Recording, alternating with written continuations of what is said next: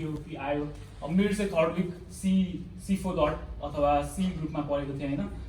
त्यसमा चाहिँ फर्स्टमा मेरो टिओ भयो, सेकेन्डमा आयो र थर्डमा चाहिँ जिटिओ भयो, फाइनली चाहिँ बिसी भयो। टिओ चाहिँ अब त्यो बेला चाहिँ कस्तो एक्सपिरियन्स हुन्छ भने ठ्याक्क के कस्तो हुन्छ भने अब सोच्ने टाइमै हुन्न कि कस्तो भइरहेको छ भने एक्जाम अब 30 सेकेन्ड जस्तो मात्र ग्याप हुन्छ र अर्कोमा मुभ अन भइरहेको हुन्छ कि। फर्स्टमा चाहिँ पिआइक्यू हुन्छ होइन, त्यसलाई चाहिँ 15 मिनट दिन्छ र लाइकवाइज त्यसकै ऱ्यापिडली मुभ गरिहाल्छ कि अर्कोमा एक्सचेन्ज अर्कोमा मुभ फरवर्ड भइरहेको हुन्छ। त्यसपछि चाहिँ सबसे गाह्रो मलाई लागेको भन्दा चाहिँ ऊ हो के अरे पिपिडिटी अथवा ट्याट, त्यो भने चाहिँ थीमेटिक एप्लिकेसन हो कि टेस्ट हो, मैले नि बिर्सिसकेँ अहिले कति भयो। त्यो चाहिँ पिक्चर डिस्क्रिप्सन टेस्ट हो र त्यो चाहिँ किन गाह्रो भयो भने 50 मिनट्स हुन्छ होइन। त्यो चाहिँ नर्मल एक्जाम जस्तो होइन कि, हुन त त्यो बिसीमा सञ्चालन हुने कुनै नि नर्मल एक्जामहरू होइन। त्यसमा चाहिँ ट्रुथफुलनेस, अनेस्टी र त्यस्तो चाहिँ देखाइराख्नुपर्छ कि, त्यो लुकाउनै मिल्दैन कि। हामीले जति प्रिपेयर गऱ्यो नि त्यहाँ एउटा न एउटा कुरामा चाहिँ चिप्लिरहेको हुन्छ कि मान्छेहरू। त्यो टिओ चाहिँ ट्याट चाहिँ सबसे गाह्रो लाग्यो कि मलाई, किनभने 50 मिनट्स लेख्या गर्नु पऱ्यो कि। अनि त्यसपछि चाहिँ फाइनली एसआरटी भयो। एसआरटी लगभग 60 आउट अफ 60 नै गरेँ मैले। र त्यसपछि चाहिँ सेल्फ डिस्क्रिप्सन टेस्ट थियो। सेल्फ डिस्क्रिप्सन टेस्टमा चाहिँ खासै त्यस्तो फ्यान्सी वर्ड्सहरू युज नगर्ने कि, किनकि बिसीमा त्यही सोध्छ कि। अब त्यही धेरै ओजी हुनेहरूलाई चाहिँ त्यही चिप्ल्याएको थियो कि। अब त्यहाँ चाहिँ आफ्नो गुड त्यो नोटिस गर्छ कि आफ्नो फिजिकल स्ट्रेन्थ कतिको छ, आफ्नो स्ट्यामिना कतिको छ, आफ्नो ग्रुपलाई अगाडि बढ्न हेल्प गर्छ कि गर्दैन, त्यो हो कि एउटा चिट कोड भनेर चाहिँ त्यो छ, त्यो याद गरिराख्नु होइन। अब फाइनली जिटिओको फर्स्ट डे त्यही हो, ग्रुप प्लानिङ, तिनीहरू सबमा कोअर्डिनेसन, सपोर्टिभनेस तिनीहरू सब देखाउनु पर्छ भने। सेकेन्ड डे चाहिँ आफ्नो इन्डिभिजुअल स्ट्रेन्थ हो कि, आयो भयो, कमान्ड टास्क भयो र फाइनली बिसी हुन्छ। अब बिसीमा चाहिँ के हुन्छ भने अब हेर्ने बित्तिकै चाहिँ मेरोमा चाहिँ पाँचजना ब्रिगेडियर जेनरल हुनुहुन्थ्यो कि, 5 जना ब्रिगेडियर जेनरल र 10 जना मेजर अनि लिeutenant कर्नेल अनि के अरे कर्नेल हुनुहुन्थ्यो कि। अनि त्यो देख्दा चाहिँ हल्का डर लाग्छ कि आफूलाई, तर अब जसले क्वेसन गरे नि त्यसलाई मात्र हेर्ने कि। अब त्यो हेर्न सकेन भने 48 को यता हेर्ने कि, आई टु आई कन्ट्याक्ट नभए नि नगर्न सके त्यस्तो गर्ने। अनि बिसीको क्वेसन नि त्यस्तो गाह्रो हुन्न, सहजै सोध्नुहुन्छ अनि ट्याकल गर्न सकिन्छ जस्तो लाग्छ। अब त्यही हो, अहिले आउँदा चाहिँ आफ्ना भएको अनेस्टी, त्यो ग्रुपमा कोअपरेटिभनेस त्यो नगर्ने के भन्नाले कस्तो भन्नाले इन्ट्रोभर्ट त हुने होइन, म नि एउटा इन्ट्रोभर्ट नै हो, तर ग्रुपमा चाहिँ ओपन नै हुनु के, फोर्सफुली नै ओपन हुनु के, त्यही हो। जिटिओ आयो। त्यसपछि त मेडिकल केही छैन, त्यो अलि अब चुरोट रक्सी तिनीहरूलाई चाहिँ हल्का समस्या पर्छ, किनभने युरिन टेस्ट हुन्छ, चेस्टमा दाग छ कि छैन। अनि फाइनली चाहिँ बिआई भयो। बिआईमा चाहिँ 5 जना हुनुहुन्छ, रक्षा सचिव अनि 2टा मेजर जेनरल, एउटा ब्रिगेडियर जेनरल, अर्को चाहिँ गृहको खै एउटा मुख्य सचिव हुनुहुन्थ्यो। र त्यही भएर तिनीहरूले नि सहजले क्वेसन सोध्छ, त्यस्तो आयो कटाइसके मान्छेहरू त्यो बिआई चाहिँ खासै केही हुन्न। जे भयो नि लोकसेवा चाहिँ एउटा मुख्य ब्यारियर होइन, तर त्यसपछि नि बिसी भन्ने नि एउटा च्यालेन्जै हो कि, के भने हेल्थ विक जस्तै हुन्छ कि तिनीहरूलाई, त्यति हो बुझ्नु पर्ने। तर ट्याकल गर्न सकिन्छ डिकेनको पढाइ अनि आफ्नै मेहनतले, त्यति हो। प्रदान गरेका थिए। संशोधन एमेन्डमेन्ट भन्छ। म्याग्नी कार्टाले हिनरी तृतीयले संशोधन र पूर्णता प्रदान गरेका थिए। लेखेका राजा जोन द्वितीयले, पुरा गरेका कसले? हेनरी तृतीयले है। त्यो सम्झिरहनु, कसले पुरा गर्यो? म्याग्नी कार्टा जारी हुँदा को थिए? बेलायती राजा भन्छ राजा जोन द्वितीय है, राजा जोन द्वितीय। र म्याग्नी कार्टा पुरा हुँदा बेलायतका राजा को थिए भन्नु भने फेरि हेनरी तृतीय है। के अर्को लेखौँ? बेलायतको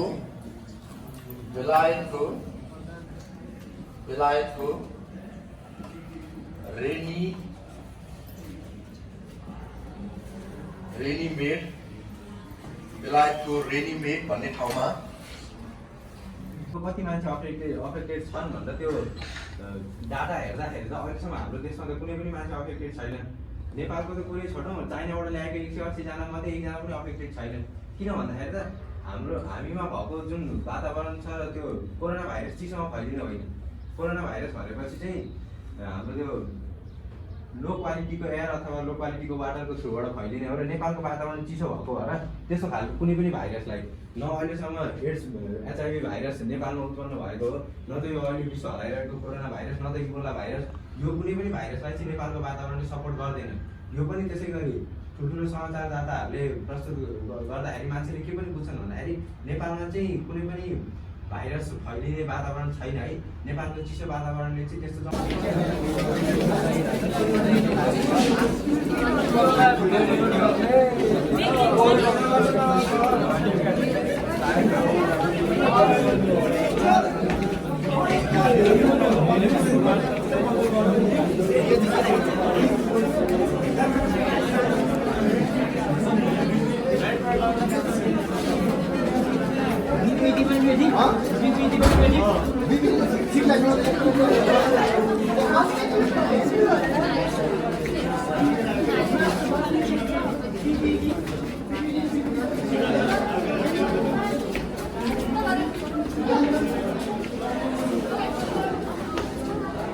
B, 77A, 78C, 79C, 80A, 81C, 82B, 83B, 84B, 85A, 86B, 87C, 88B, 89D, 90C, 91B, 92D, 93B, 94B, 95A, 96C, 97D, 98B, 99A, 100B.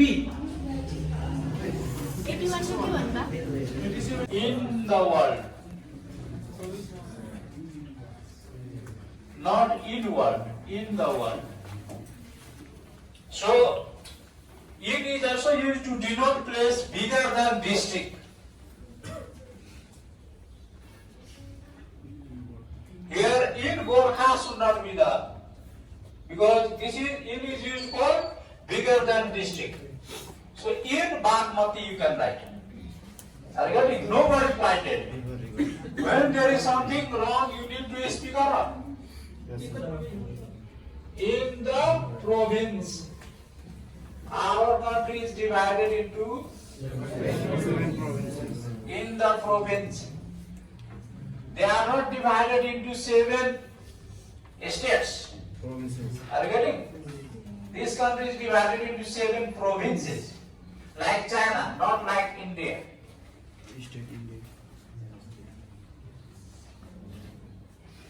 In the province, in Nepal, in Asia, in the world, or in zone. You can write in zone. Yes.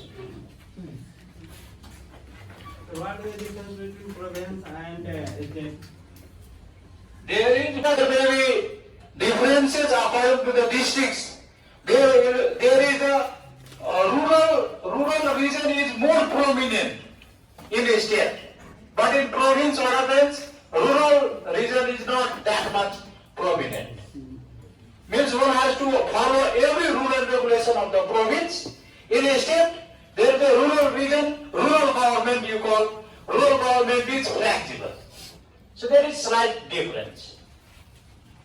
That is difference on administration. How you go on the certain locality, certain area, certain region. So whatever is bigger than district, you need to use in.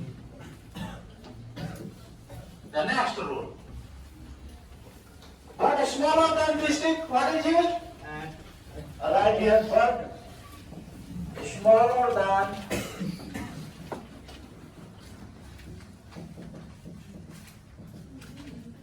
district. At Mahodari.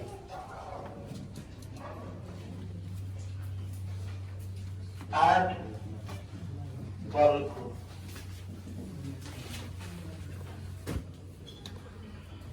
But one thing, in the province, at Mahodari,